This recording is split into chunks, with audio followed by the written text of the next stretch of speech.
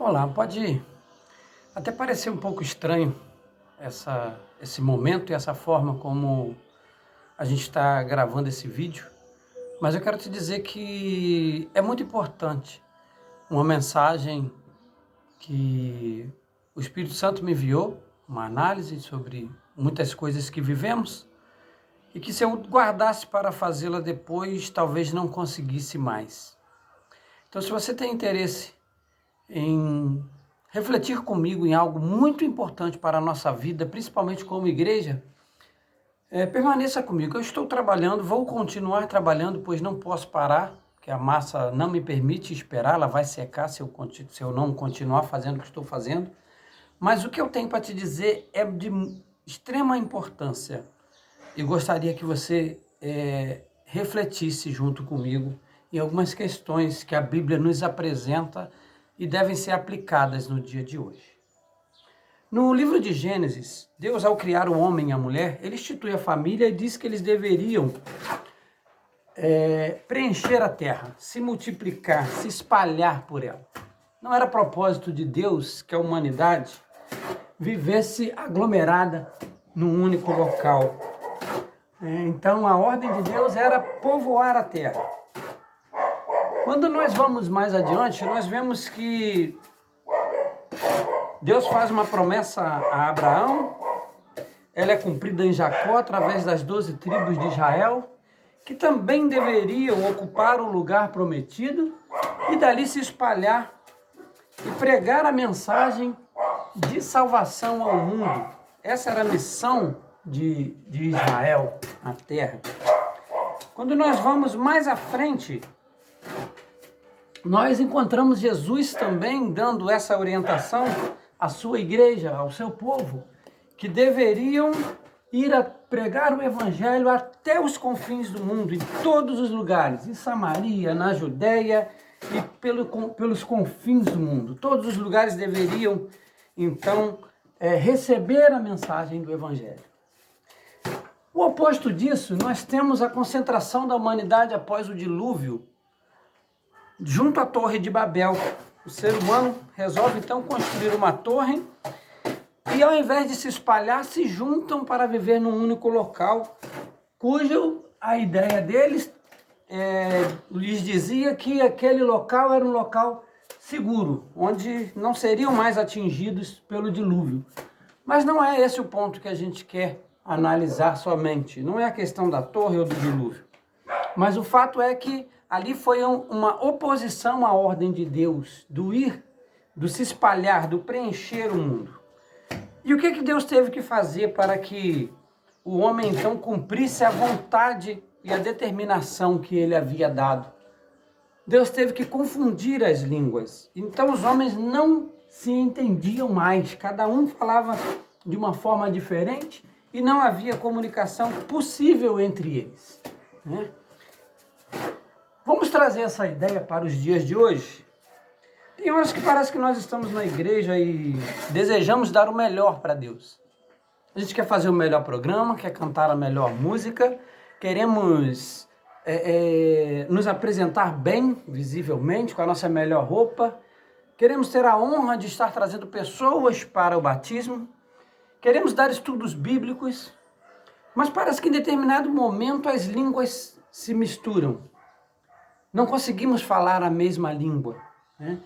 E daí começam então as divergências entre irmãos que estão trabalhando com o mesmo propósito.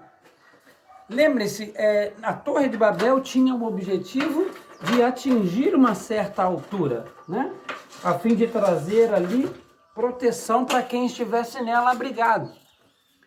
E da mesma forma, nós às vezes queremos fazer isso com a igreja de Deus, queremos usá-la, né, como uma forma de proteção e evitamos nos espalhar, como foi a ordem dada por Deus e também repetida por Cristo mais à frente, enquanto deixava os evangelhos, né, para nós, através do seu exemplo de vida. Claro, quem escreveu os evangelhos foram os seus discípulos, né? E com isso, a ordem nos dada fica deixada de lado. Mas voltemos à nossa situação como igreja. Não seria esse o caso que nos ocorre hoje? Todos estão tentando passar a mesma mensagem, mas parece que a linguagem é diferente. Não conseguimos chegar a um senso comum. Dizemos uma coisa e a maioria entende outra. Queremos fazer uma obra que outro também deseja fazer, a mesma obra, estamos juntos como se estivéssemos na arca de Noé, caminhando rumo à salvação, mas não conseguimos nos entender. Onde eu quero chegar com isso? Parece que a ordem dada por Deus, não sendo cumprida por nós, a ordem que Ele deu, que foi de nos espalhar para cumprirmos a missão, levar o Evangelho a todos os bairros de nossa cidade, vamos trazer para a nossa realidade agora. Parece que a gente não está cumprindo essa ordem como Deus gostaria que cumpríssemos. Nós temos feito um trabalho onde o resultado final é a aglomeração. E ao analisarmos essas questões na Bíblia sobre espalhar-se pelo mundo, preencher a terra, no livro de Atos também, a mensagem é levada, igrejas são fundadas em outros locais. Paulo, como grande evangelista, funda várias igrejas, né? Temos aí como exemplo as 7 igrejas, que a gente não vai entrar no detalhe de uma por uma, mas o evangelho se espalhava. As pessoas ouviam, aprendiam e davam continuidade à missão. Enquanto que hoje nós queremos aglomerar, queremos levar todos para o mesmo lugar. Quando pensamos em fundar novas igrejas, os nossos objetivos não são claros. Muitos levam para o lado da divisão, como se a gente estivesse criando um grupo para dividir uma igreja. Mas eu sinto que Deus tem tentado fazer isso conosco. Deus tem, de alguma forma, lutado para que a gente possa compreender o que Ele deseja de nós. Ele quer que nos espalhemos pela cidade. Ele quer que os ministérios que hoje atuam na nossa igreja possa colaborar com igrejas menores. Temos ministérios maravilhosos. Temos um potencial muito grande. Mas usamos somente em favor de nós mesmos. Será que Deus se agrada disso? De termos apenas como foco um único local de adoração, enquanto muitos irmãos nossos estão abandonados em cultos simples, mas que são agradáveis a Deus. Deus não rejeita o culto com simplicidade, pelo contrário. Talvez Ele se alegre mais com esses cultos do que com muitas elaborações onde a intervenção humana é forte e muitas vezes não permite que o Espírito Santo faça parte dele, porque nós não abrimos espaço para o Espírito Santo trabalhar. E ele deseja ter o espaço dele reservado em cada culto. E muitas vezes o que mais nos incomoda é quando o Espírito Santo tenta usar o espaço através de alguém. Lutamos tanto também para conseguir um espaço para desenvolver aquela missão que nos foi confiada. É tão difícil chegar esse dia tão maravilhoso que quando ele chega, qualquer intervenção parece que estão roubando algo da gente, um direito nosso de nos comunicarmos com a igreja. Mas eu queria deixar essa pergunta para que você pudesse refletir comigo. Será que Deus não tem usado os problemas a fim de que nós possamos compreender que Ele deseja que nós estejamos espalhados pela cidade? Que o maior desejo de Deus é ver a sua igreja se multiplicando em outras igrejas? Que o espaço que nós temos não é suficiente para o número de pessoas que nós temos hoje agregadas a uma única igreja? e que dividir é diferente de multiplicar, podemos nos manter debaixo do mesmo teto, porém estarmos divididos.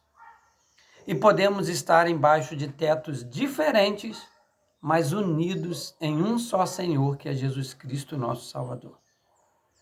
Uma igreja, quando ela funda outra igreja, ela não está se dividindo, ela está se multiplicando. Ela deixa de ser uma e passa a ser duas, assim como no livro de Atos. No início eram 12, depois 70, depois 120, depois eram 3.000, e aí perdeu-se 5.000 e perdeu-se a conta. Multiplicação, esse é o segredo do Evangelho. Mas por vezes nós olhamos para a multiplicação como se ela fosse divisão. E Deus então tem que tomar a sua posição, porque a casa é dele. E nós vamos passar por isso. Queiramos ou não, iremos passar por isso. Se for preciso, Deus irá rachar as paredes do templo, a fim de que a gente entenda que já passou da hora de nos multiplicarmos. Não temos líderes? Eu acho que está sobrando, porque onde sobra pessoas liderando, há problemas. Não temos professores? Deus levanta, porque todo aquele que estuda a lição, Deus pode conceder o dom de também administrar o momento da escola sabatina. Adoradores? Também sobram adoradores em nossa igreja, inclusive com alta qualidade. Ministradores do Evangelho? Também temos muito, mas que não querem se apresentar como trabalhadores na obra do Senhor. Mas a capacidade já lhes foi concedida e Deus não retirou. Estamos todos adormecidos, como disse o irmão Jarbas no início, no fundo do porão. É hora de tomarmos a nossa decisão, nos lançarmos ao mar e permitir que o Espírito Santo nos engula e nos coloque onde Ele quer que estejamos. Acreditar que se Nínive foi totalmente convertida e voltada ao Senhor, nossa cidade também pode passar por isso. Não somos iguais, pensamos diferentes, mas somos unidos por um fio que não se rompe nunca, que é a fé na salvação concedida por Cristo Jesus, nosso Senhor. Esse fio ele jamais se romperá, por mais que sejamos diferentes. Às vezes não temos condição de trabalhar junto porque o nosso temperamento não nos permite, mas podemos trabalhar, porque nós trabalhamos para um Senhor, e esse Senhor sabe onde Ele quer cada um de nós. Pense nisso. Não é para transformarmos a igreja numa Babel onde todos estão concentrados, não no sentido literal da palavra, mas no sentido de concentração. É para que saiamos pregando o Evangelho a todos em nossa geração. É para isso que Deus nos chama. E eu tive que gravar essa mensagem desse jeito, porque em outro momento eu não me lembraria mais dela. Então, ide, pregai o Evangelho a todo povo, língua e nação, e então virá o fim.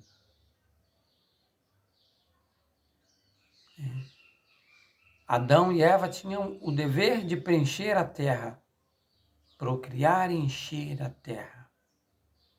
Nós temos o dever de encher a terra agora com o povo de Deus, com povos arrependidos que buscam realmente estar ao lado do Senhor. Querido Deus, amado Pai, eu te agradeço por essa oportunidade que o Senhor me concede de, mesmo estando agora ocupado, poder estar refletindo na Tua palavra.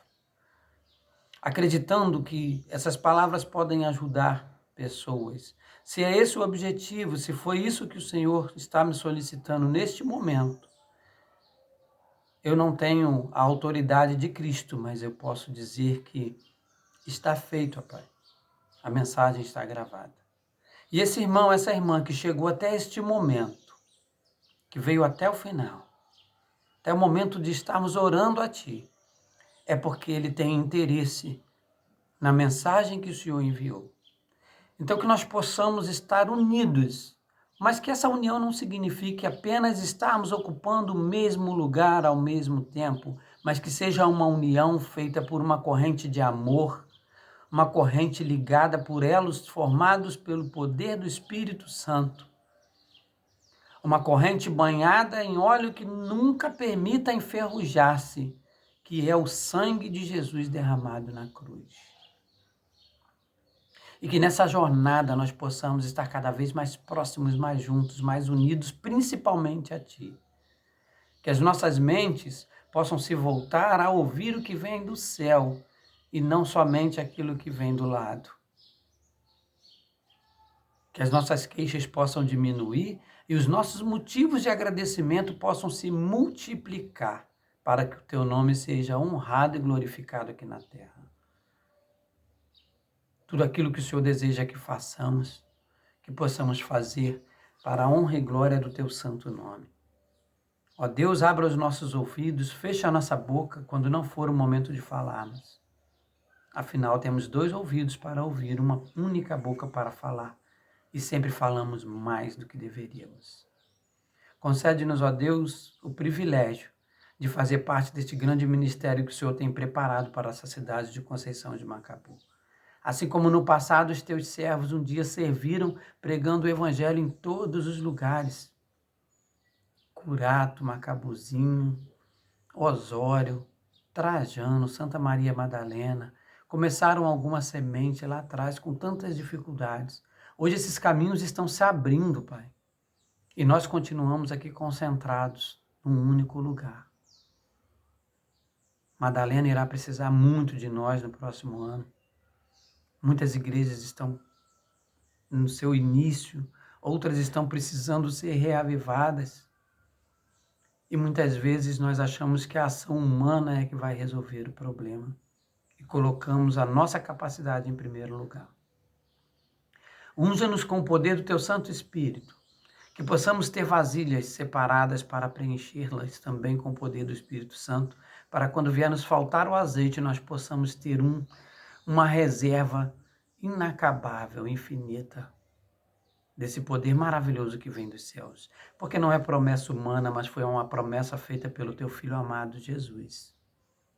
Por isso nós oramos nos méritos de Cristo, hoje e sempre. Amém. Que Deus te abençoe, que nós possamos estar ligados pelo poder do Espírito Santo, hoje e sempre.